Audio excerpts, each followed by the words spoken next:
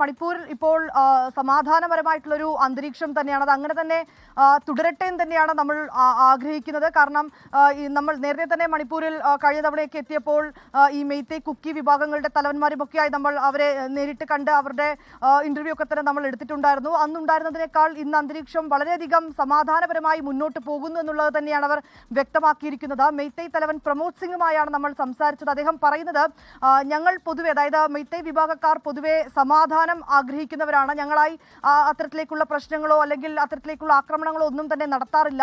ഞങ്ങളുടെ ഭൂമി കുക്കി വിഭാഗങ്ങൾ അനധികൃതമായി കയ്യേറിയതെന്നാണ് മെയ്തേ വിഭാഗത്തിന്റെ ആരോപണം. ഈ ഭൂമി ഉൾപ്പെടെയുള്ള വിഷയങ്ങൾ ചൊല്ലിയാണ് ഈ മണിപ്പൂരിൽ ഇത്രയും നാളുകളായി അവരുടെ ഈ കലാപവും വംശീയ കലാപത്തിലേക്ക് അടക്കം അത്തരം കാര്യങ്ങളൊക്കെ എത്തിയിട്ടുണ്ടായിരുന്നത്. ഏതാണെങ്കിലും ഇപ്പോൾ സ്ഥിതിഗതികൾ പൂർണ്ണമായും സമാധാനപരമായി മുന്നോട്ട് പോകുന്നു എന്നാണ് അവർ പറയുന്നത്. ഒപ്പം തന്നെ അദ്ദേഹം പറയുന്നത്, കേരളത്തിൽ നിന്നുള്ള മലയാളികളടക്കം മണിപ്പൂരിൽ എത്തുന്നുണ്ട്. ഞങ്ങൾ അവരുമൊക്കെയായി വലിയ സൗഹൃദത്തോടു കൂടിയാണ് സംസാരിക്കുന്നതെന്നും അദ്ദേഹം പറഞ്ഞിട്ടുണ്ട്. അതിൽ പ്രധാനമന്ത്രി ഒരു ദേശീയ നേതാവെന്നാണ് മെയ്തേ വിഭാഗം തലവൻ വിശേഷിപ്പിച്ചിരിക്കുന്നത്. പ്രധാനമന്ത്രി നുഴഞ്ഞുകയറ്റക്കാരെയല്ല, ഒപ്പം തന്നെ തദ്ദേശീയരെ സംരക്ഷിക്കുമെന്നാണ് ഞാൻ കരുതുന്നതെന്നും അദ്ദേഹം പറയുന്നുണ്ട്. ഈ അതിർത്തി സംസ്ഥാനം എന്ന നിലയിൽ നിരവധി വിഷയങ്ങൾ മണിപ്പൂരിലുണ്ട്. ഒരുപക്ഷെ അതുകൊണ്ടായിരിക്കാം ഇത്രയും നാൾ പ്രധാനമന്ത്രി മൗനം പാലിച്ചതെന്നും അദ്ദേഹം പറഞ്ഞിരിക്കുകയാണ്.